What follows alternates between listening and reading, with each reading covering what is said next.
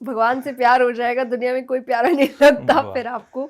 और सही ये बात देखिए, है। मेरा तो यही अनुभव है। मुझे मुझे भगवान से जितना प्यार है उतना मुझे नहीं है किसी और से, और किसी भी और चीज़ को मैं उतना परमानेंट नहीं मानती अपनी ज़िंदगी में जितना मैं भगवान को मानती हूँ। और जब अगर रियल में जब आप भगवान से जुड़ते हैं, स्क्रिप्चर्स पढ़ते हैं, तो वो एक्चुअली आपको कह रहे परमानेंट कोई नहीं है आपकी लाइफ में। हम्म। और एक बात, एक अच्छी राह पे निकालने का संकल्प बना लिया है और ठान लिया है कि सब एक अच्छी राह पे चलेंगे। ये हैं स्पिरिचुअल आइकन हमारे देश के, ये है मोटिवेशनल स्पीकर। मैं बात कर रहा हूँ जया किशोरी जी की। मैम, स्वागत है। Thank you. आप पधारे यहाँ पे, थैंक यू सो मच, अच्छा लगा थैंक यू सो आप हमारे मच। पॉडकास्ट में आए। और आज के बाद और चीज़ अच्छी हो मेरी ज़िंदगी में, मैं आशा करता हूँ, और इस पॉडकास्ट से मैं बहुत कुछ सीखूँ आपसे। मेरी भी। नहीं मैम, मैं ही सीखूंगा आपसे, मैं तो अभी लर्निंग फेज में हूँ बहुत ज़्यादा। तो मैम, मैं जानना चाहता हूँ कि आपकी जो स्पिरिचुअल जर्नी है ये कब से शुरू हुई, कैसे शुरू हुई, और आपको कब लगा कि भगवान के लिए इतना सोचना चाहिए या भगवान की भक्ति में जाना चाहिए? नहीं, कभी सोचा ही नहीं। स्टार्टिंग से ही ऐसा था, हमारे घर में यही माहौल था। और मेरे से नहीं, मेरे पापा, मेरे दादाजी, उनके दादाजी, तो हम हमेशा से बहुत ही रिलीजियस माहौल में रहे हैं। भजन गाना, हनुमान चालीसा करना, स्क्रिप्चर्स से चीज़ें सीखना, तो मैंने स्टार्ट से यही सब देखा। तो इसीलिए मेरे लिए कोई ऐसा पर्टिकुलर टाइम नहीं था कि अब मैं भगवान की भक्त बनी हूँ, अच्छा। अब मेरे अंदर भक्ति आई है। वो इंक्रीज होती गई ऑब्वियसली जैसे जैसे टाइम पास होता गया, पर कोई ऐसा एग्जैक्ट डेट नहीं था कि इस दिन ये चीज़ शुरू हुई। तो अच्छा बचपन से अच्छा। ही ऐसा था। पर हाँ, मैंने भजन गाना 6 साल की उम्र से शुरू किया। 6 साल की एज में? हाँ जी। 6 साल में तो हम घर वालों से पिट रहे होते थे कि भाई पढ़ाई कर लो, नहीं, पिट हम भी बाहर रहे का मत होते थे, करो इधर उधर। पर काम भी शुरू कर दिया था। पर अच्छा ऐसा नहीं है, अच्छा। क्योंकि वो सिखा मुझे, और मुझे तो ऐसा लग रहा है मुझे डबल डांट पड़ती थी, क्योंकि मेरी पढ़ाई भी थी और ये भी था। तो पढ़ाई की डांट भी पड़ रही है, फिर अच्छा आपको अच्छा। यहाँ की भी डांट पड़ रही है कि अब ये काम भी आपको अच्छे से करना है। पर हाँ, जो भी, पर मुझे अच्छा लगता था वो करना, इसलिए मेरे लिए कभी वो ये नहीं था कि अरे मुझे बड़ा स्ट्रगल हो रहा है या बड़ी मेहनत लग रही है इस चीज़ को करने में, ओके ओके। क्योंकि मैं एंजॉय करती थी उस चीज़ को करने में। अरे वाह, तो मतलब जो 6 साल की उम्र से आपने शुरू करा, कथावाचक आप बने, तो ये जो आपने सीखी ये कथावाचक में 12-13 साल की उम्र में बनी। और भजन 6 साल से। भजन 6 साल जी। से? और ये किसी ने सिखाया आपको, घर परिवार में ही? हाँ, भजन तो परिवार में ही सीखा। पर हाँ, आई थिंक मैं 8 साल के आसपास थी तब मैंने क्लासिकल संगीत भी सीखा, 2-3 अच्छा। साल के लिए। क्योंकि मेरे पापा को था कि जो भी करो थोड़ी बेसिक शिक्षा होनी चाहिए, तो उन्होंने क्लासिकल संगीत भी सिखाया। Okay okay. तो वो थोड़ी सी संगीत की शिक्षा मुझे थी, पर बस उतनी ही थी, उससे ज़्यादा नहीं।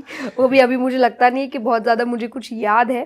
पर हाँ, थोड़ा संगीत की समझ है, सुर की समझ है, जो मुझे अब हेल्प करती है। तो मैम, मैं एक चीज़ आपसे जानना चाहता हूँ, क्योंकि ये मेरी लाइफ में भी बहुत ज़्यादा प्रभाव डालेगी ये चीज़। होता है बहुत बार कि कभी कभी टेंशन के बादल सर पे आने लग जाते हैं, तो नेगेटिव हो जाता है इंसान। तो आप इतने पॉजिटिव कैसे हो, कैसे रखते हो अपने आप को पॉजिटिव, कि आसपास परेशानियां भी हो अगर किसी इंसान के, तो वो कैसे अपने आप को शांत रख सकता है? पॉजिटिव का एक्चुअल मीनिंग क्या है, पहले तो हम ये समझे कि पॉजिटिविटी मतलब ये इग्नोरेंस नहीं होता कि प्रॉब्लम है लेकिन फिर भी मैं बोल रही नहीं नहीं, सब सब सही चल रहा है, सब सही चल रहा है, ये पॉजिटिविटी नहीं होती। जी। तो आप कैसे स्ट्रेस फ्री रह सकते हो, पॉजिटिव का एक्चुअल मीनिंग इज़ एक्नॉलेजमेंट, कि जो भी इशू हो रहा है आप उसको एक्नॉलेज करो कि वो हो रहा है, और फिर अब उसके सल्यूशन की ओर बढ़ो, रादर देन के सिर्फ बैठ के रो के प्रॉब्लम है। हम्म। क्योंकि टाइम अगर वेस्ट करना ही है तो फिर इस चीज़ में करो ना कि सल्यूशन कैसे ढूंढे। ओके। रोने से तो आपको सल्यूशन नहीं मिलेगा। अगर मिल जाएगा तो फिर हम सबको यही बोले, हम क्योंकि हमारा काम ही बोलना है कि चलिए भाई रोना शुरू करते हैं, लेकिन रोने से आपको सल्यूशन मिल नहीं रहा, तो आप थोड़ी देर सैड हुए, अपसेट हुए, आप थोड़ा लो फील किया, बस उसके बाद आप काम पे लगिए कि हाँ, मेरी लाइफ में ये प्रॉब्लम चल रहा है और मुझे इसको ठीक करना है। तो ठीक तो वो काम से ही होगा, कि अगर चोट लगी है तो ठीक तो दवाई लगाने से ही होगा। चोट लेके रोते रहोगे और फिर बोलोगे चोट ठीक नहीं हुई, तो ये फिर तो मैम, आप इस चीज़ के लिए जिम्मेदार है। तो पॉजिटिविटी इज नॉट कि कुछ नहीं हुआ, पॉजिटिविटी इज कि सल्यूशन की ओर व्यक्ति बढ़ गया, एज इट इज आप काम पे लग गए ना। आसपास के लोग भी नहीं जीने देते, कभी कभी रिलेटिव्स हो गए, पड़ोसी हो गए, या जॉब पे मैनेजर हो गया, वो हमेशा परेशान करते रहे। तो उस टाइम इंसान को कैसा माइंड सेट रखना चाहिए? तो कि एक्सेप्टेंस करेंगे, आपके हिसाब से दुनिया नहीं चलती, आपके हिसाब से समय नहीं चलता, आपके हिसाब से ज़िंदगी नहीं चलती, तो लोग तो परेशान करेंगे। और स्पेशली अगर आप कुछ अच्छा कर रहे हैं तो आपको और परेशान करेंगे, क्योंकि उनको लगेगा कि ये क्यों अच्छा कर रहा है, इसकी तारीफ़ क्यों हो रही है, इसका नाम क्यों हो रहा है, तो वो और ज़्यादा करेंगे। तो आप तो और खुश होइए कि इसका मतलब मैं सही जा रहा हूँ। जी जी इतने लोग अगर मुझे परेशान कर रहे हैं, मुझे आगे नहीं बढ़ने दे रहे, इसका मतलब मैं सही जा रहा हूँ। तो आप ये एक्सपेक्टेशन मत रखिए लोगों से कि हर कोई आपके साथ खड़ा रहेगा, हर कोई आपकी तारीफ़ करेगा। लोग परेशान करेंगे, लोग आपको रोकने की कोशिश करेंगे, पर यही आपका स्ट्रगल है और यही जो आपको सीख देगा जब आप सक्सेसफुल हो जाएंगे ना। जो हम ये बातें कर रहे हैं ना, ये बातें आपको वहीं से मिली है। सक्सेस आपको सिखाता नहीं है, फेलियर्स ही आपको सिखाते हैं। सक्सेस तो आपके अंदर घमंड लेके आता है कि मैं इतना पावरफुल हूँ, लोग मुझे इतना पसंद करते हैं। एक्चुअल सीख तो आपको आपके प्रॉब्लम्स, ऑब्स्टिकल्स, फेलियर्स से ही मिलती है। सही बात है मैम।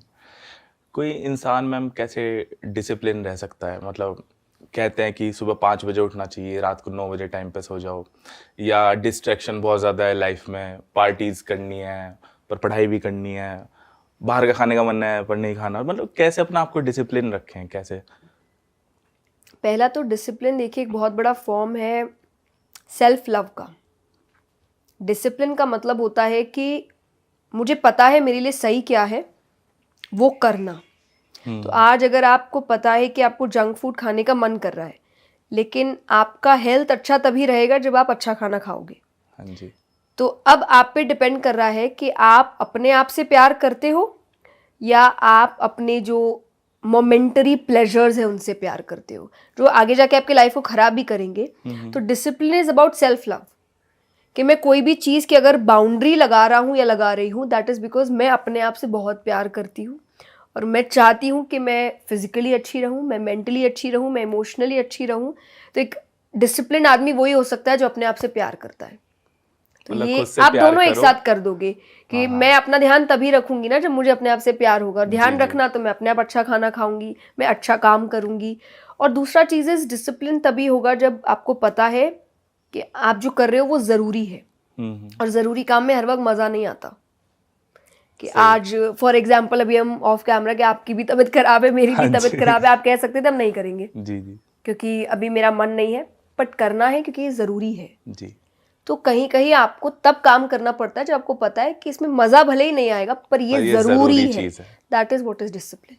तो बिल्कुल ही डिसिप्लिन होके चलना है लाइफ में कि पार्टी नहीं करनी तो बिल्कुल ही नहीं करनी, या जंक नहीं खाना तो बिल्कुल ही नहीं खाना। नहीं, आप 7 दिन में से एक दिन चीट मील रखिए अपना। ना, थोड़ा बहुत भी हाँ, थोड़ा डिस्ट्रैक्शन बहुत जरूरी है। नहीं, देखिए एक ही जिंदगी है, सब कुछ एक जिंदगी में करना है, तो बैलेंस बना के चलिए कि जब मरो तो आपको ऐसा ना लगे कि अरे ये तो रह गया। तो ऐसा नहीं, मुझे है कि आप लाइफ एंजॉय भी करिए, आप अपने सपने पूरे करिए, आप भगवान से भी जुड़िए, आप लोगों की हेल्प भी करिए, सोशल वर्क भी करिए, आप सब करिए। हाँ जी, और हाँ आप देखिए कोई शिकायत नहीं कर सकता कि 24 घंटे ही सबको मिले हैं। भगवान ने सबको 24 घंटे दिए।